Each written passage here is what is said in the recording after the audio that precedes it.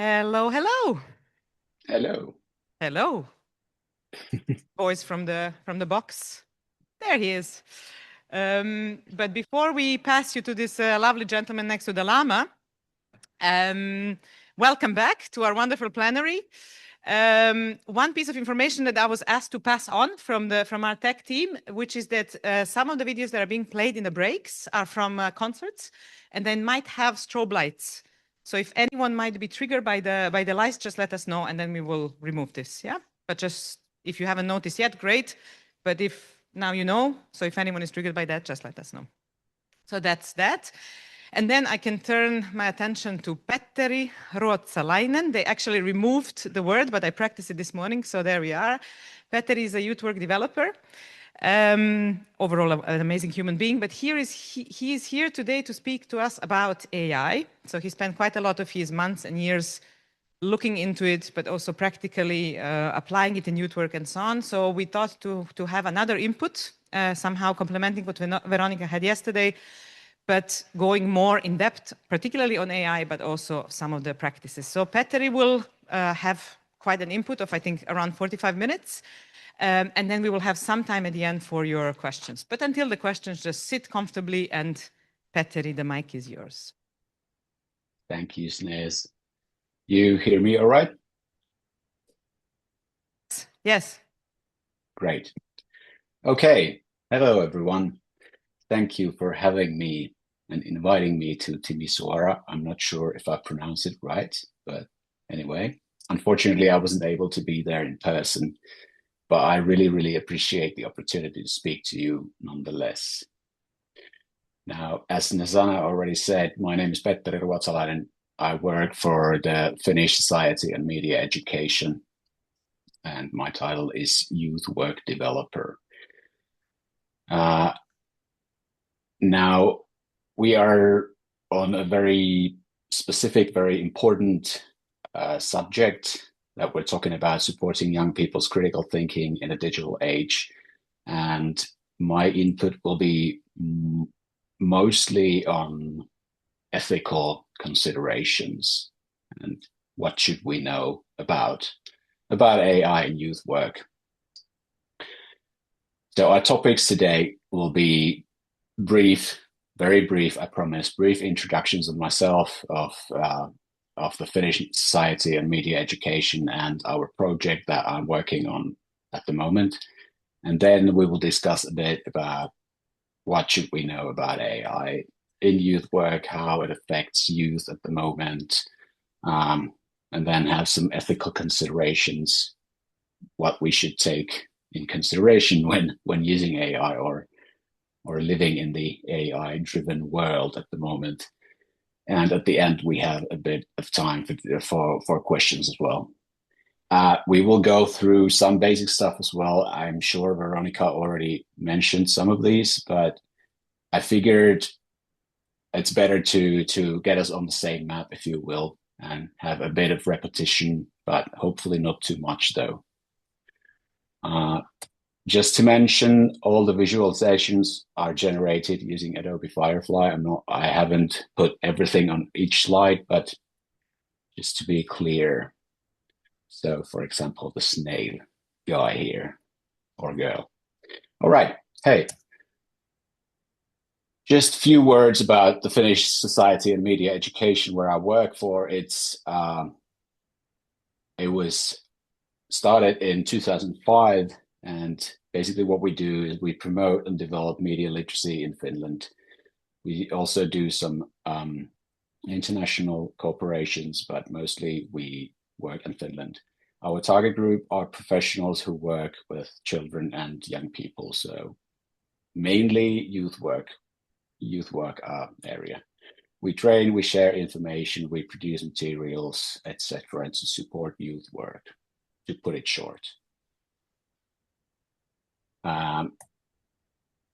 And few things about our project. It's called Loose Translation, AI Skills to Youth Work Practices.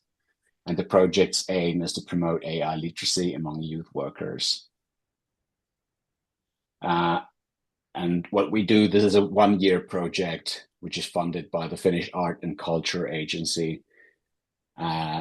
We develop ethical guidelines for using AI in the youth sector, and we develop a framework for AI skill competency for youth work sector as well.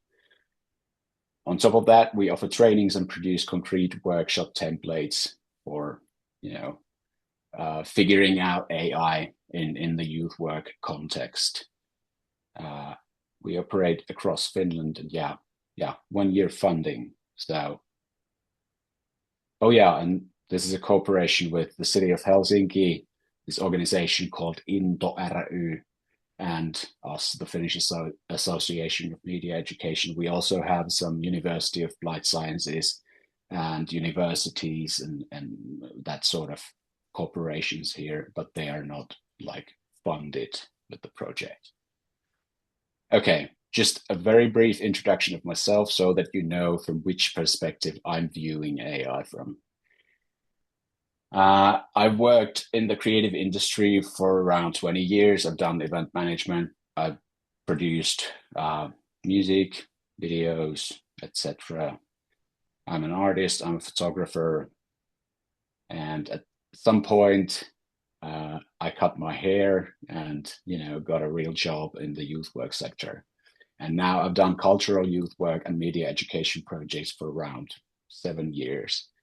I've focused on AI from youth work perspective for 3 years now. I've done workshops, trainings, materials, guides, tested out how generative AI can be used in youth work, and that sort of stuff.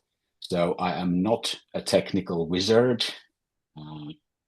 or an AI professor. I'm just a curious art nerd who's been exploring AI from the youth work perspective as part of my work. And just wanted to share you my guideline for living. Feed your inner child and be silly. Always be silly. That's the best advice I can give you. All right, let's jump into our subject. Okay, that didn't work well. Well, anyway, we all know we are living in a period of the most rapid change the world has ever known. This was meant to be in a way that you don't see John Dewey there right away. But anyway, there was a quote by John Dewey, who was an American philosopher and psychologist. So basically, the world has always been in a constant state of change, and technology has always changed our lives. As we see, it's already been most rapid change the world has ever known since 1859 or something like that.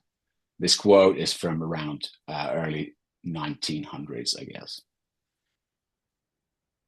So technology has always shaped our lives, and we all know that, throughout the history, we got electric lights, more working hours per day. We got tractors and cars, so more work done faster, no horses anymore.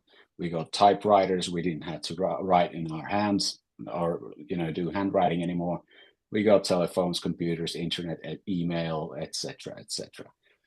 But what does the adoption of the new technology require from us? It's always like wondering, marveling, sharing knowledge and experiences, learning together. Because the widespread adoption of new technology it's always a shared learning process, sort of a journey of exploration, if you will.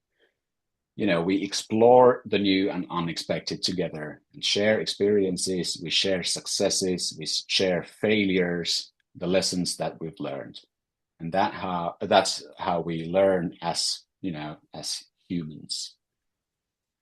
As you do now, and as I'm doing as well at the moment. And I want to share one example. Early 2000, I was studying to become a sound engineer, and the internet became more popular in Finland at that time, as around probably all around the world. Now, my friend told me about this Yahoo.com. he told me that, hey, have you heard about this thing called yahoo.com that you can create an email address there? And I was like, what? What's an email?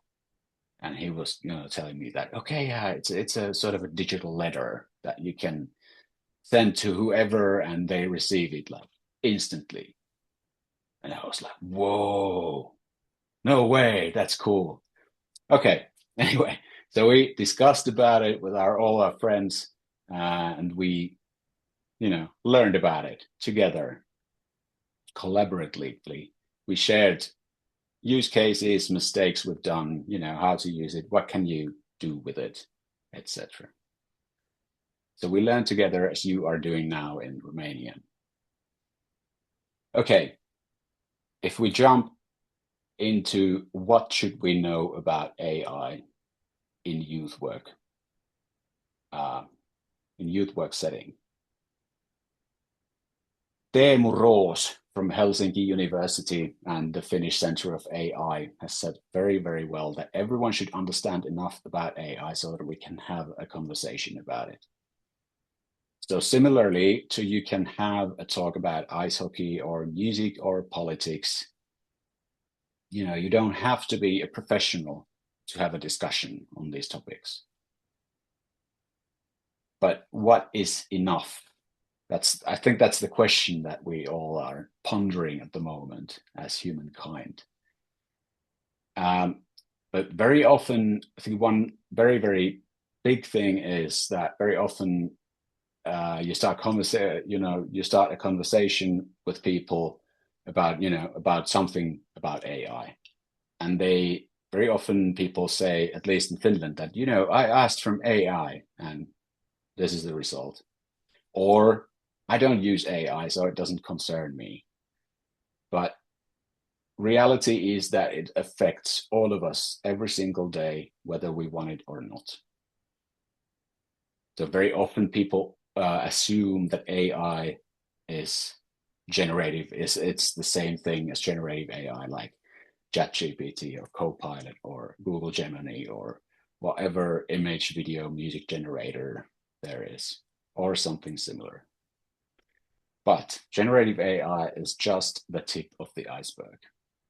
It's sort of a lead singer of a band who's everyone is watching the lead singer, but there is a band behind. There are technicians, there are engineers, there are record labels, agents, managers, etc., etc. So we need to understand that AI is a lot more than just generative AI. It's everywhere, basically. It's no longer green numbers on black screens from sci-fi movies or Terminators or whatever. It really nowadays, it does real useful things that we don't even notice always. It helps us in lots and lots of daily stuff, but we don't always really think of it. Like, social media platforms, streaming services, smart devices, navigation, translation, search engines, healthcare, government agencies, whatnot.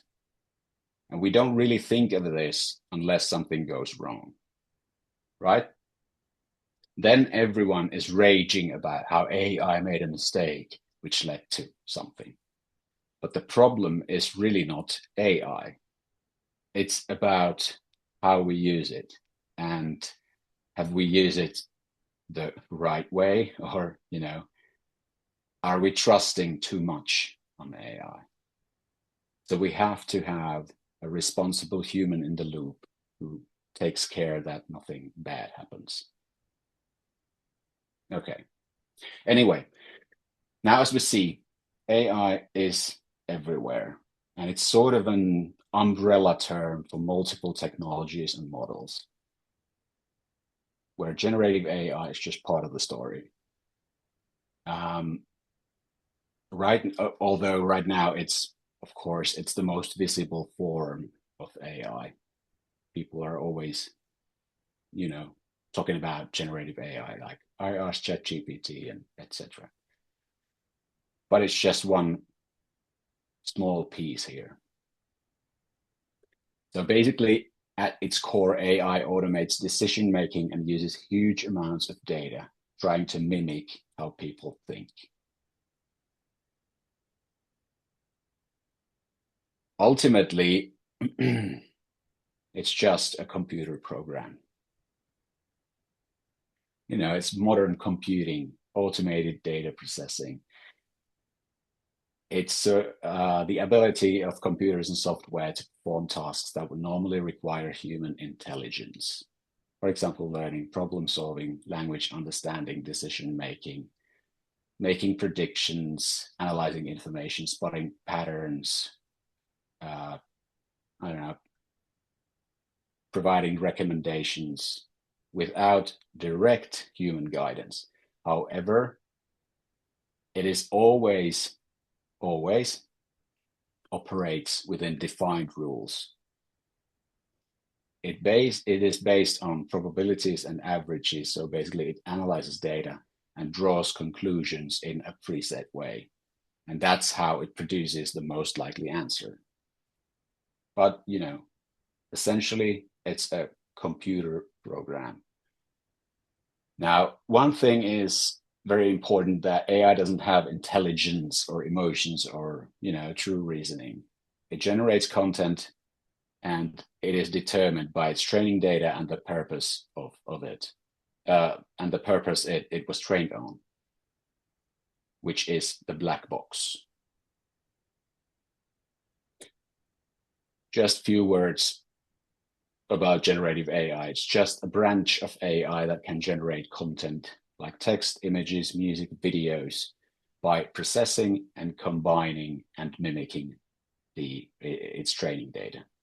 And they're just examples of tools. I will be talking about a lot about large language models, which is the LLMs there. So just for everyone to know that. But yeah, models learn from large data sets and they are trained with it. And then when they've learned enough, they can produce content by mimicking and combining the training data. For example, a snail looks at the camera and smiles and has pink round glasses. That's the prompt I used. Here's a very, very nice visualization. I redid it because I had to put it in English, but this is by Mikko Pajula. And I think this is a very nice, clear explanation of how AI models are trained and used. So, first they feed the training data to the stupid model and analyze the outcomes. Then they tweak the model, etc., etc. And when this whole process of the upper one, that becomes the core of the released AI model that we use. It is so-called black box, which is down there. And when the user gives the black box or the large language model or whatever AI model is, they give them an input, so the prompt. Then the black box or the model analyzes and produces an outcome based on its training data and the weighings and algorithms inside the black box. But we never know what the black box contains. What weighings are there? What kind of training data they have used to train the model, etc. So the model always reflects its training data, and the model's weighings or algorithms inside and the training data, they can be false, they can be biased, outdated, and so on. Okay, so once it has learned enough, it can mimic the training data and do some funny stuff. So in large language models, the text is converted into tokens, which is down there. There's a bit of text and then there are numbers. The text is converted into tokens so their occurrence can be counted using probability calculations. And, that's how they calculate the most likely answer, or most likely output. So prompt plus the black box, which is algorithm and training data, is the response of the output. And if the training data does not contain matching example, they still produce the answer using probability calculations, and this is how they hallucinate. Now, hallucination means basically that AI models produce incorrect information. It can, for example, invent or mix up sources or just come up with incorrect information. For example, claim that Hong Kong is the capital of Finland. So always verify any AI responses using a reliable source. It's a very, very weird thing to have these large language models, because they're basically just, ask anything, it replies anything. It's like an overconfident person who's inclined to mansplaining. And one thing is very important to understand is that hallucination is a feature in all AI models, just like bias. Biases are corrected and steered by emphasizing certain features by the service providers, yes, but they are features in AI systems and they are not bugs. And they occur in every AI-based systems. So they vary depending on the training data and the trainers and the culture and the company and whatnot. The reason why biases are there in the language models and all the other generative AI and AI models is that most texts and images on the internet are Western, which weakens the model's ability to learn about other populations or minorities. Here's an example of recognizing biases. A nurse is attending a patient, a doctor attending a patient. But why are almost all white-skinned? Why are nurses female? Why are doctors male? Why are they all thin? And according to this Western beauty ideal. So there's an ethnic bias, there's a gender bias. And yes, as I said, these are steered and corrected. They have been in several models these days. I think these pictures are done like maybe a year ago. And it has become, a bit advanced now, if you will. But it's very important to understand that these features are still there.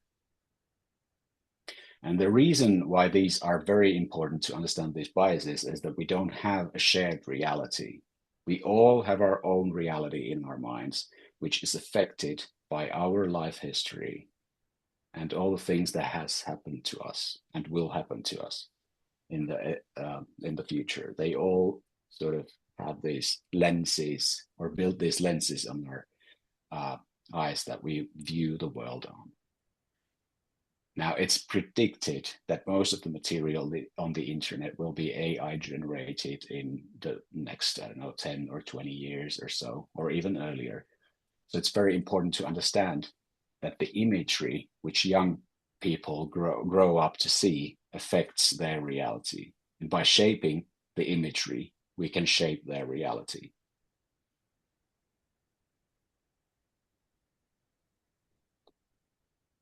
Here's also another example of the Google search, a nurse attending a patient. So we can see the same pattern here. Why are almost all of them white-skinned? Why are the nurses female, doctors male, etc.? So yeah. Now, as I said, large language models are based on probability calculations, which means that it basically just calculates what's the most probable answer. So basically, it counts that according to my training data, black is black. But if we repeat enough on the internet that black is actually white, we can affect the outcomes it produces. Now, this is from last year. Russia created these web pages that looked like fake news sites. Now, they they were originally intended for chatbots, not for humans. And through these websites, they infected these chatbots to spread their propaganda and distort the truth. And this is quite scary when you think of how much people really trust on what large language models tell them.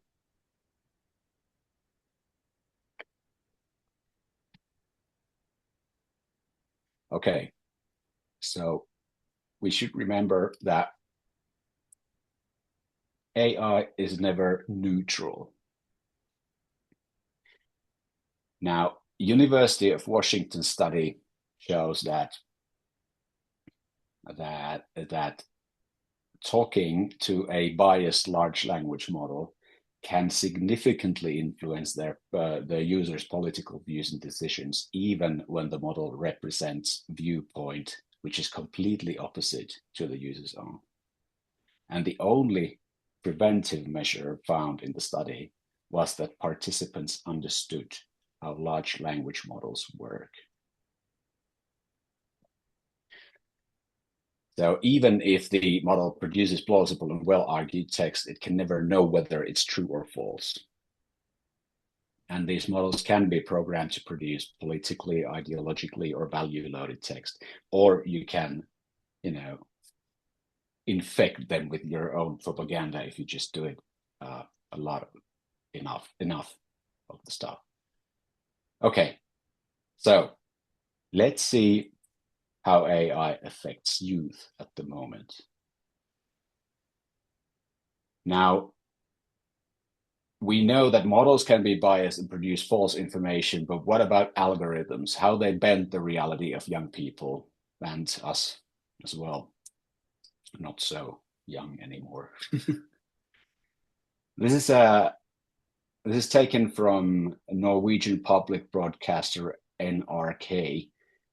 They created fake profiles to TikTok to investigate what kind of content it shows on different sides of Russia and Ukraine border. Now there's these both fake profiles are 19 years old. They're both male, and they're pretty much set up so that they were roughly on the same distance from the border. Now, what it showed was in Ukraine, it was war. And in Russia, it was just, funny duck videos. So algorithms and locations where you are can really have a strong effect on your social media feed, especially on TikTok. Now, AI is also, of course, it's being used to create false narratives and fake news and to bend the truth, to mess with how young people think and vote. So it is a huge threat to our democracy. These platforms aren't neutral. They guide people's behaviors and emotions using algorithms. And these algorithms favor provocative and emotional content, and they shape the realities of the users. Now, Sitra, which is the Finnish Innovation Fund, said in their latest investigation that 1 in 3 young adults in Finland, France, and Romania say they face misinformation, hate speech, derogatory talk, or conspiracy theories on social media regularly or repeatedly.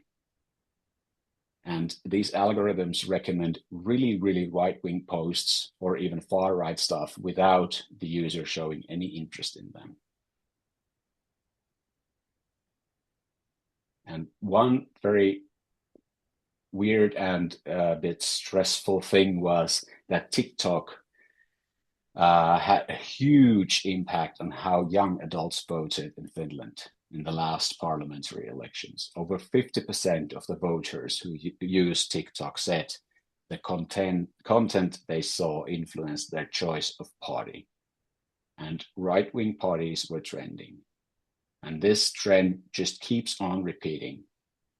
Sitra just released a new study called Algorithm and Democracy, which showed that 58% of all political content on social media was right-winged, whereas the amount of left-winged content was 28%.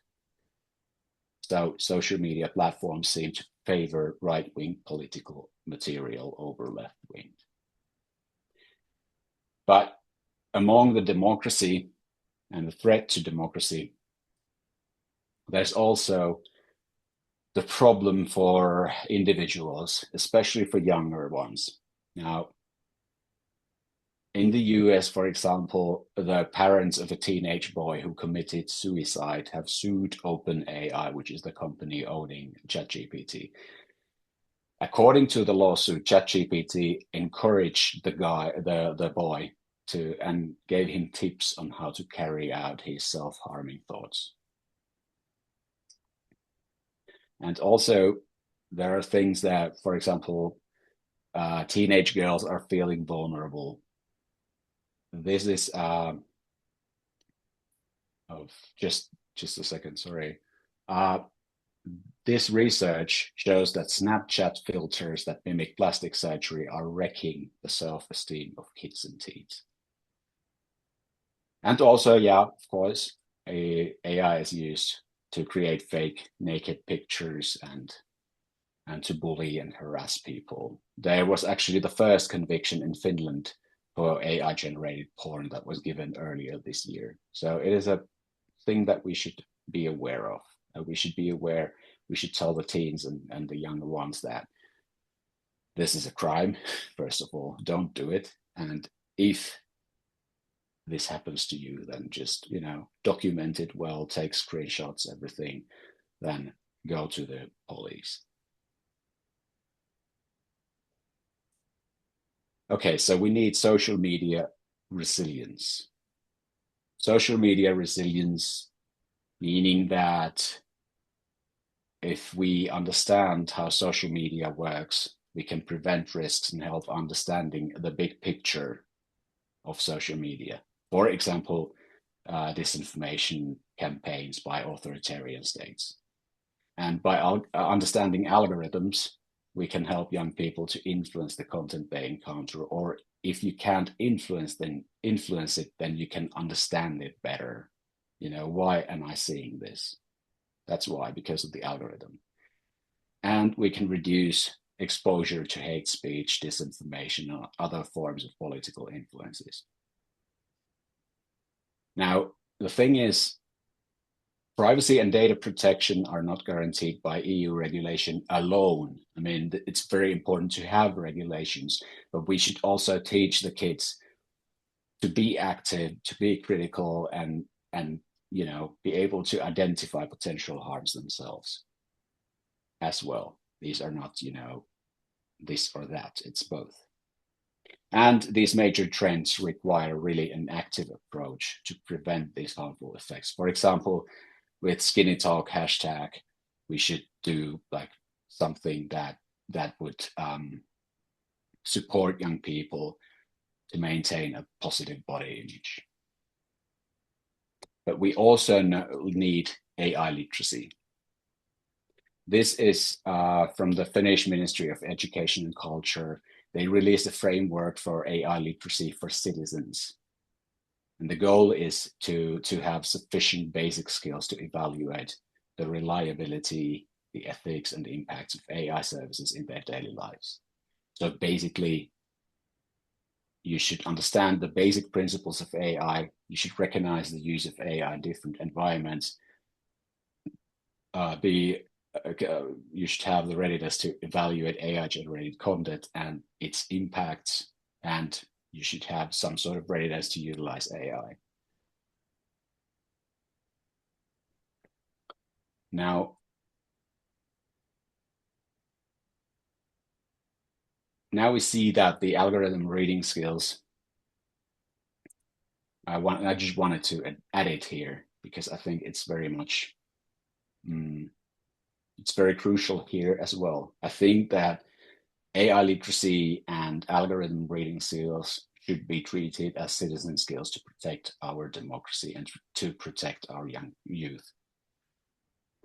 So we move on to the ethical considerations. How can we be ethical in these modern times? I know it's not everything, but there's just something, few things. Here are some of the risks. As said, AI is being used to spread misinformation. And like Veronica has stated, AI impacts our cognitive capacities a lot. Using generative AI, it reduces our cognitive effort and critical thinking, which leads to growing dependency on technology and eventually us humans to lose our skills to think and learn. To learn by doing, to learn from mistakes. That's humane and that should be maintained. And this also means that big tech companies become sort of gatekeepers of information. And because information is power, that who controls information basically controls everything. Naturally, data privacy, copyright issues are risks to consider. For individuals, about data privacy, I would say that the old saying is still valid. What you put on the internet stays on the internet. So be careful what data you share. Yeah. Now, environmental impact, that's huge. That's inevitable. And it's undeniable. The problem is, or the question is that is the used energy renewable or not? Because the planet is already pushed to its limits. So how can we use AI responsibly? I don't think that's a very odd thing to say. Can you do it? I'm not sure. But there are a few things that we can think of. We should use AI consciously and foster our own critical thinking and beware of its influence on our thinking and decision making. We should treat it as a tool that supports our own thinking and learning. It's not an answer machine or an app that does things for us, but as something that helps us think, learn, and work better. Not faster, but better, helps us. It's not doing things for us.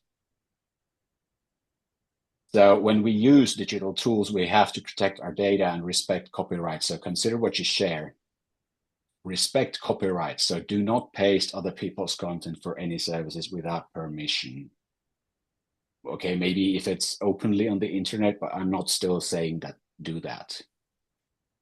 And don't post AI generated content as your own, just as your own. You can just mention that, okay, hey, I've used AI in this process. And, we can choose what services we use. So choose and use services wisely. Disable cookies, switch to ad-free search engines such as DuckDuckGo, for example, and use generative AI only when necessary and with careful consideration of whether its benefits outweigh its harms for the specific task. Because by using ad-free services and disabling cookies, we reduce our digital carbon print. And then we can, if needed, we can use generative AI with a bit more clearer conscience. But we also diminish big tech companies' influence on us. And one thing is important, that you can use smaller models for smaller tasks. They're always the quick thing or the thinking version of in these models. Now, digital carbon footprint is huge on AI. It consumes massive amounts of energy and water, and it produces vast amounts of e-waste, which is super toxic. Now, there's just a few numbers. I'm not going to go through them, but this is a double-edged sword, the whole AI question, I think, because yes, it crushes our nature, but on the other hand, at some point, you can still save energy by using AI. So it's not all bad. We just have to learn how to use it wisely.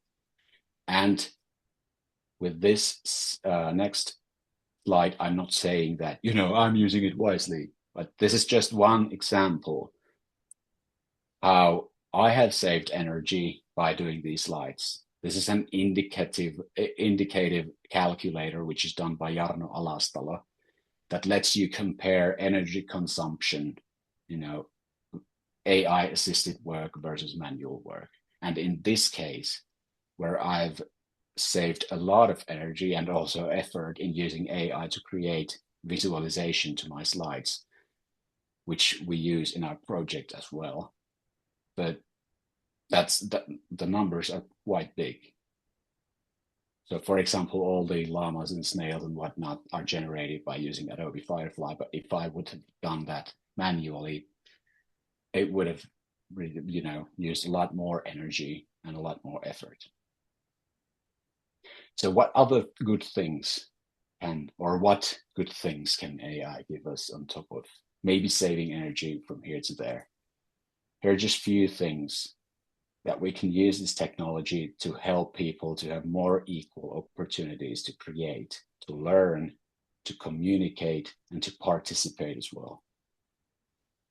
If people with reading or writing difficulties, you can help them to learn with the use of AI.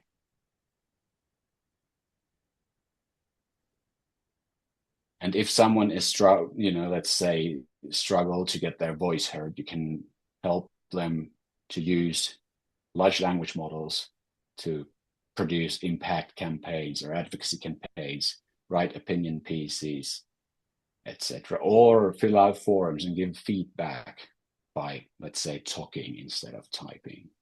I've done these with youngsters, and they have loved it. We've done some advocacy campaign with young people using a large language model where they could get their voices heard, even though it doesn't matter if you can write fancily or anything like that. You can still get your voice heard. You can get your stuff out on the internet and have your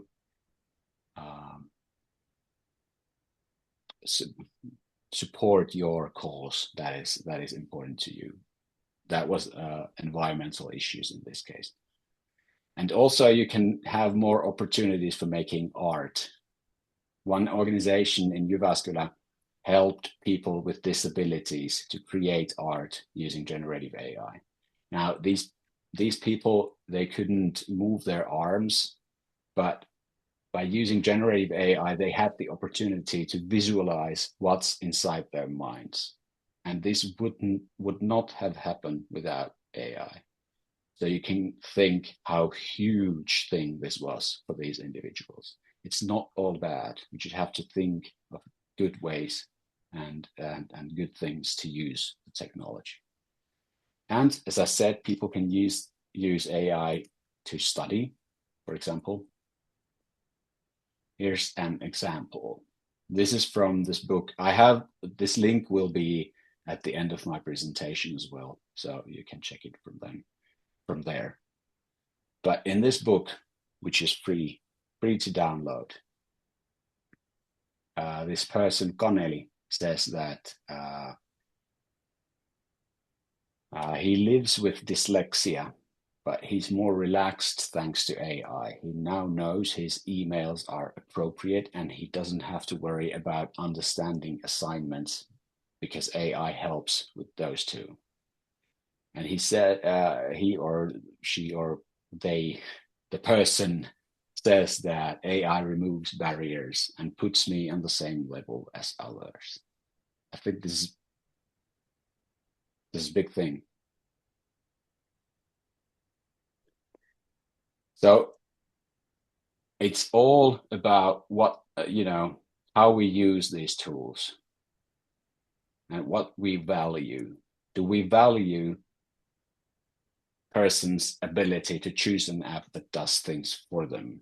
Or do we value and do we want to maintain and foster learning effort, creative thinking, problem-solving skills? So ultimately, it's about weighing risks and benefits and about how we can learn to use this technology.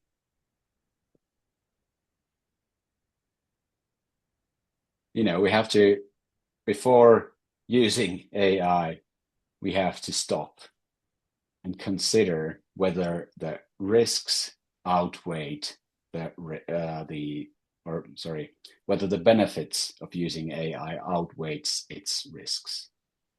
For example, if a person is using a large language model to create content, but they don't know how the model will work, the risks are that by using that, they risk in believing information which might affect thinking and decision making without them noticing, and it can be false.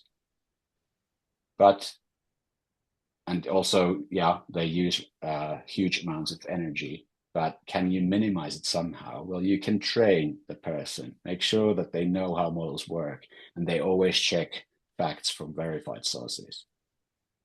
And learn to write specific prompts and use AI only when needed, and edit outputs manually. Use smaller models for simple tasks. And maybe, okay, what's the benefit? It could be they save time on drafting and ideation. But then there's risks and benefits. Then you have to weigh it. How much time do you save? And very specifically, what do you do with that saved time? And then you just weigh it. Save time versus the energy cost and risk of believing.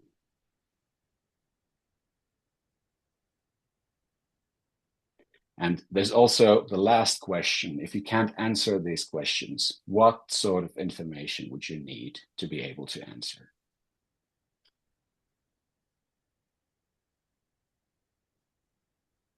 So remember that technology is just a tool. What matters is how and for what it's used for. You have to assess the risks before using. You have to understand what you are doing. Please have a clear plan and goals before opening up any software. You have to know the model's principles and limits, so, hallucinations, biases, etc. And you can learn to prompt effectively, give precise instructions and set expectations that what you would want that computer program to do for you. Use wisely, right model for the task, and use only when it really adds value, when the benefits outweigh the risks. Also, finalize the thing yourself. So edit the results to reduce errors and energy use.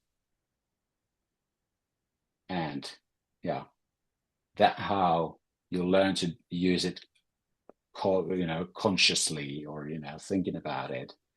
And you learn to use it in a way that really helps you. Because wrong tool or unskilled use will still produce poor results. Now, AI and youth work, this is also taken from Jarno's book. I think this is very nicely put, that help young people see AI as a tool, not a mystical power, and encourage to ask, how does this work? And it's very important to understand the limits. It might look like the large language model knows everything, but it's just repeating what it has learned, just like a parrot, And talk about AI in a down-to-earth, practical way. We don't have to, overhype anything, but then again, we don't want to scare them either. And guide the young people to value their own thinking and creativity. Thank you. That's from my part. I think that's we still have almost at least 12 minutes for questions. And please download the book from there. Thank you, Petteri. Thanks a lot. An applause. Not instigated at all. So thanks for that. And basically, the book that Petteri is trying to sell you, it's from his colleague.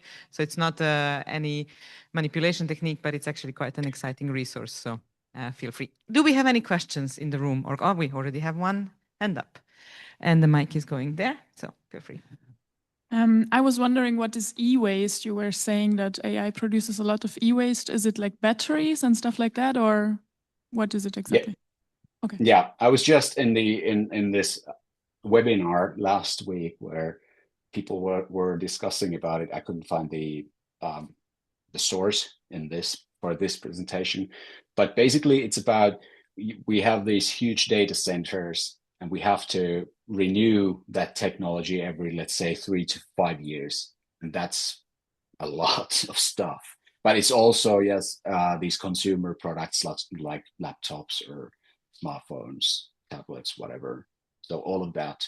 But when you have those huge data centers, the amount of technology there it's big.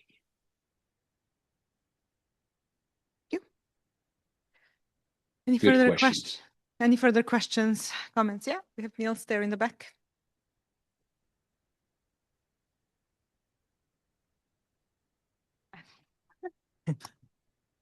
So thank you very much.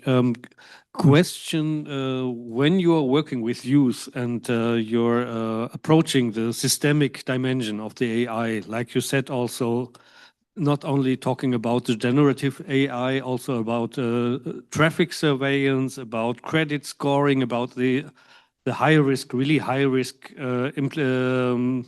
applications of AI. How do you do that? How easy do you find that? That's a very tough question. Well, normally I haven't done workshops for youth in, I think, a few years now. But when I have done those, I've pretty much done it similarly to this, but have something funny also on the side, to have those risks sort of knowledged, so that we can have some fun, do some nice stuff there, but also have those conversations among the working, or how you want to call it. So very often, like before, it has been, let's create just some funny memes or jokes or whatever, and maybe use AI somehow in the process, try to learn how the tools work. And while we are working, I can, share some information while doing that. Did that answer your question? Thanks. Anything else? Okay.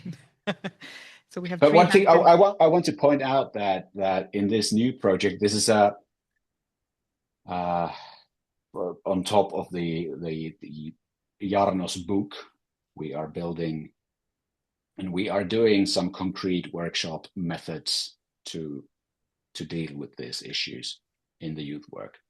Would they be somehow available, Petteri, or?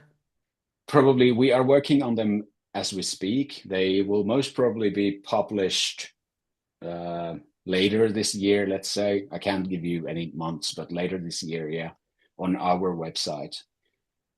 Let's see if I can make them make an English version of them as well. All right, thank you. So let's go to the back of the room. I don't know who has the mic. Now onto the tough crowd. Tanya. Thank you for your presentation. I was quite interested in these aspects of the information available and posted online with political content. And you mentioned that 2/3 almost is right-wing content and maybe a third is left-wing content. And how do you see balancing that, or reaching somehow maybe a more balanced view for people who use the internet? Because Finland, in the European context, is seen as a country that's quite advanced on trying to understand, to getting to grips with new technology and all this generative AI in everyday life of citizens. So how do you see this evolving? That's a tough one.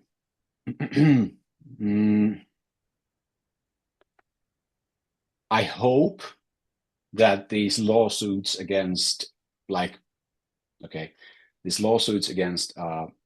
big tech companies will go through.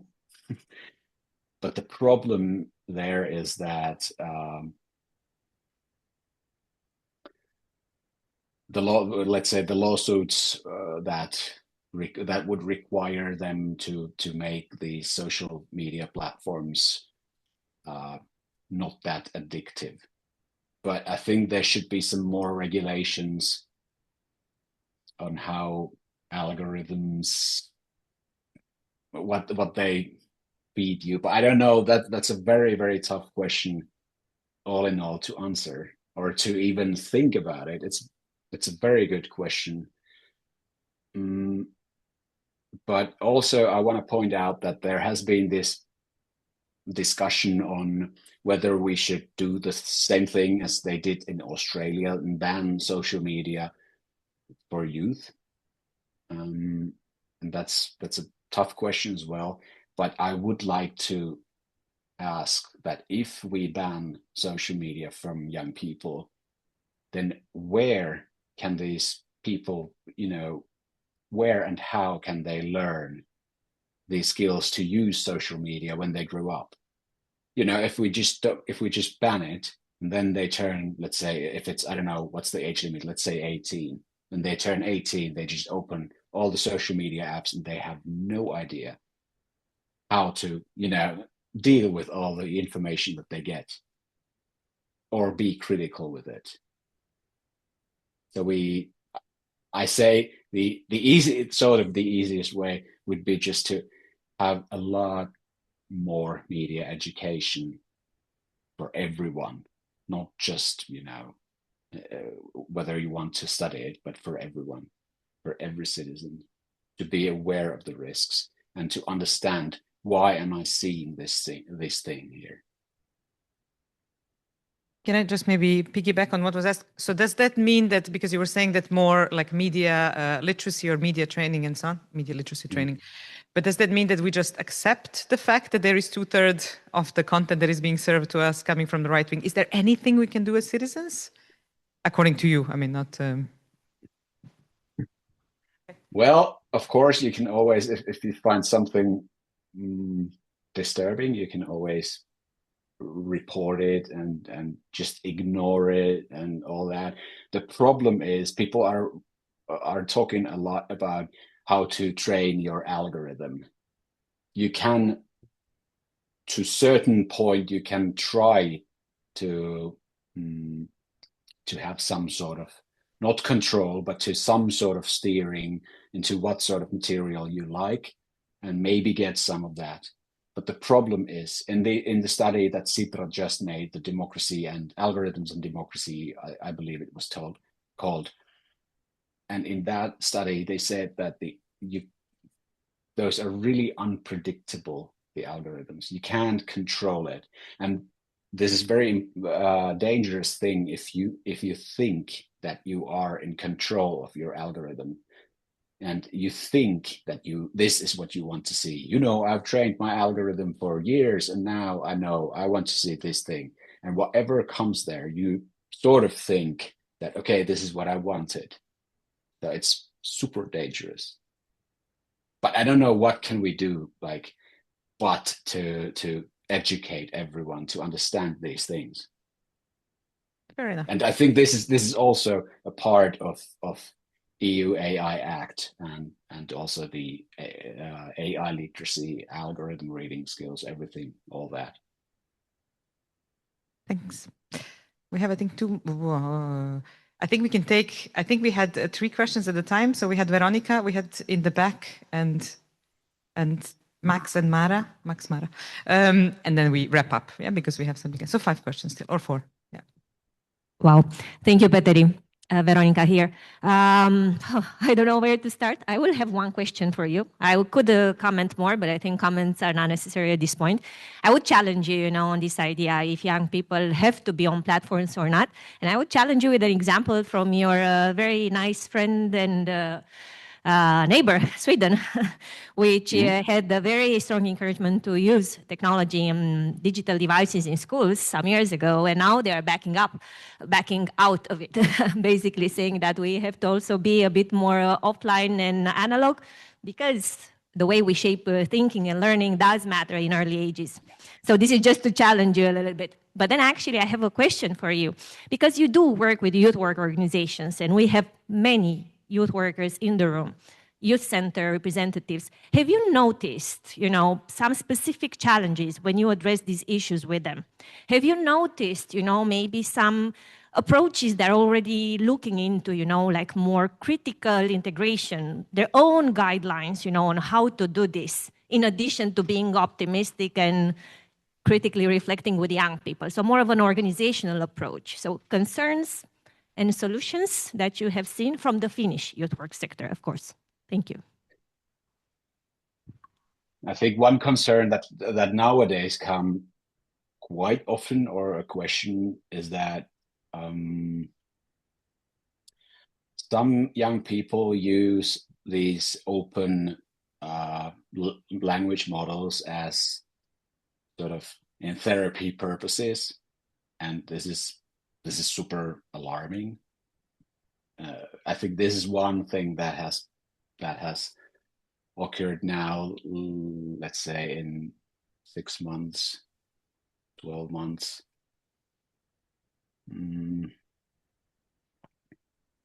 I can't really think of. I think the one change that I have noticed within, let's say, 2 years, is that people are more critical towards AI. They actually know a lot more about it. They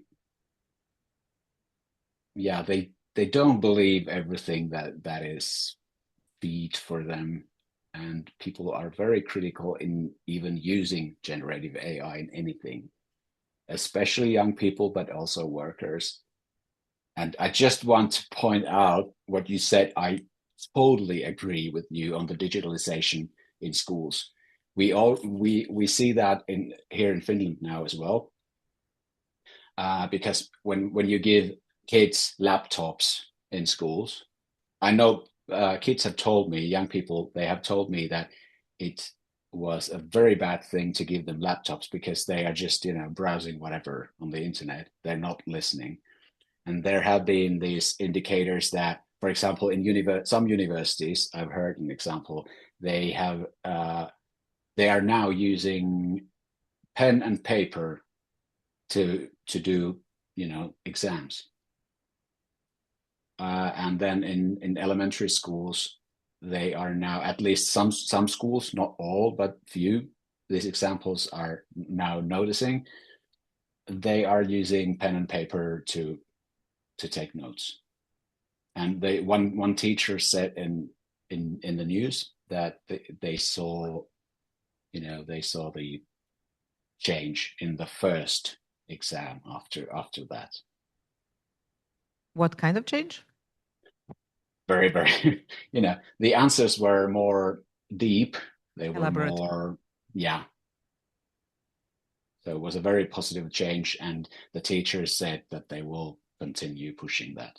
So I love the fact that if we have this AI technology and we are reaching the peak in where we really understand that, okay, this is not a good thing, let's back up. And then we have this, opposite direction, and we go back to using pen and paper. And there was this study in Finland about how school would look in, I think, 2045 or something like that. And there was this one thing that I was really, really happy about it. They said that we have to really, really think how we can teach kids the ability to learn, and how can we maintain that curiosity and that how can they learn. Thank you. Yeah, next question. Hello. So you mentioned in the presentation that the AI largely feeds, like, for his information, takes from the internet. And in the previous answers, you also said that there should be some regulation. So my question is, should there be a bigger government intervention and impose regulations on how the AI filters the information from the internet? And if yes, how do we make sure that the government won't abuse of this power? Another easy one. Yeah. Thank you for the questions. That's a wide, large subject. My personal opinion is that we definitely should somehow regulate these big tech companies. But I don't know how. And then again, how can you? That's a business. How you say it? It's it's their business. It's probably very secret stuff. What's inside their black box? Let's say OpenAI, for example. So how can you have these laws that you could somehow tweak it? I don't know. And I don't know if I understood correctly that governments wouldn't use these Governments wouldn't abuse it, no? Or was it? Yeah. Yeah. I don't know. That's a very question that I really can't answer because I can't think of a situation where government or why government would want to abuse it somehow, other than maybe, okay, if you have very authoritarian country, but if we are talking about Western democratic countries, I don't know. I can't answer. That's a very hard question. Okay. Thank you. Max? Thank you very much for your presentation. It was super insightful. In response to perhaps one of the previous questions about trying to make it more of a democratic space with a sort of more 50-50 split between right and left-wing politics, and all this conversation we're having about trying to make it a safer environment. For me, all this goes back to the issue that these are private companies and they've got no obligation to do anything. It would be lovely if it was 50 and 50, but that's almost hopeful because that's not really realistic for them. And when a lot of these LLMs are owned by right-wing maniacs who sort of get more maniacic, more crazy, it seems, every month. What's a realistic way of thinking, okay, say these lawsuits happen and regulations happen. These companies are becoming richer than entire countries. Governments can't compete against that, and there'll always be another way to curtail that regulation. So we can sit here and sort of be like, yes, regulation, yes, democratic space, but I don't really see that as realistic. And so what could be realistic? Do we need to nationalize LLMs? Do we need to create our own ones? Sort of, what action do you see that could be of a long-term sustainable solution? I totally 100% agree with you. We can't really do anything with that, for those companies. The thing is that we should just teach people to understand these issues. But I don't know, maybe a hopeful thing could be that we have, like in the future, maybe we have these, let's say, Finnish, I don't know, some sort of smaller models for smaller areas and very specific models for specific tasks, not have this sort of generalized large language models that you can use for sort of everything, but have, I don't know, can I figure an example? Let's say have one model that does that has all the very filtered, very checked, verified data of something, let's say youth work policy, and then you have, and it's already it's all always maintained, the data, and it's only that, and it's only for some purpose, let's say, youth work policymakers, to help them do something. and not use those large company stuff, language models for everything. I think I hope that change is coming. Thanks, Petteri. And the last but not the least, Mara. I want to add just one thing about the large companies. They are becoming richer and richer, and there is one threat there that they might consider these fines or whatever they get as just business, as part of their business, because the amounts of money are ridiculously big for governments, but they're very small things for those big, huge tech companies.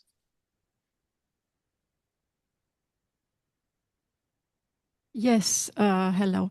My question comes from the data you shared around right-wing, left-wing content, and also partly what you said about banning social media until young people are 18, which made in my head a comparison with the right to vote.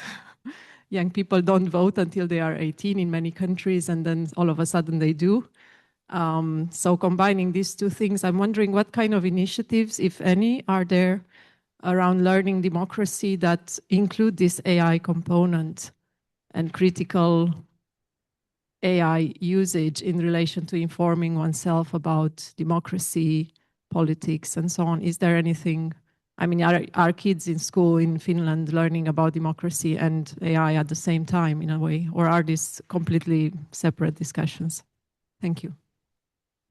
That's a very good question.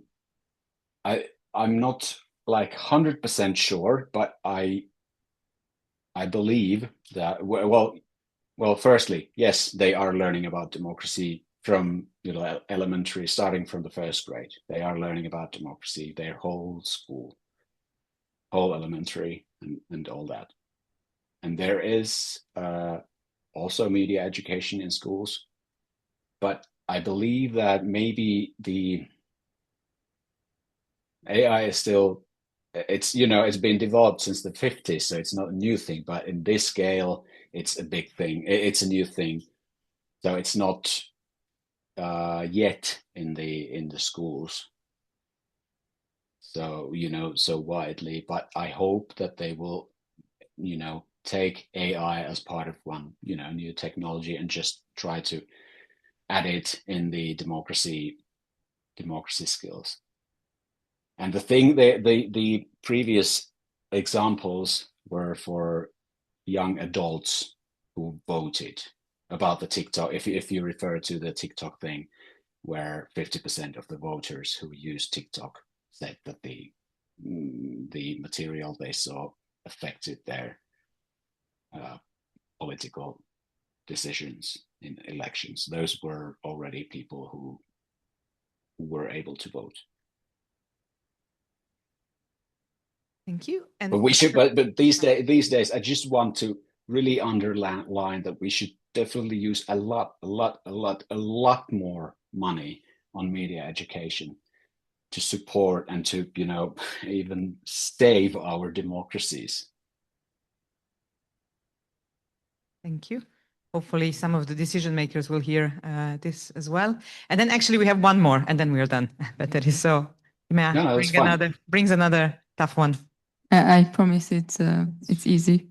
I've recently read a report made by the Gender Equality Commission and the Steering Committee on Anti-Discrimination, Diversity and Inclusion that stated that algorithmic discrimination is such a big concern now in the AI because bias is present in more levels actually. So there is historical bias, there is representation bias, aggregation, measurement bias, and they listed a lot of levels of the bias. So I was wondering at what point of training an AI model is bias filtered out? Or if there are more levels of bias, are there also more levels of trying to get it filtered out, trying to combat bias? That's a tough question. I'm sorry. Again. Well, as I said, I'm not a technical wizard, but this is just me assuming. I believe and I hope that they will try to fight those bias things, like from beginning until already now and all the time. But I think it can never be taken away like strictly from there. It's a feature that already it's just a feature of AI models. You can't take it out because it's just counting probabilities.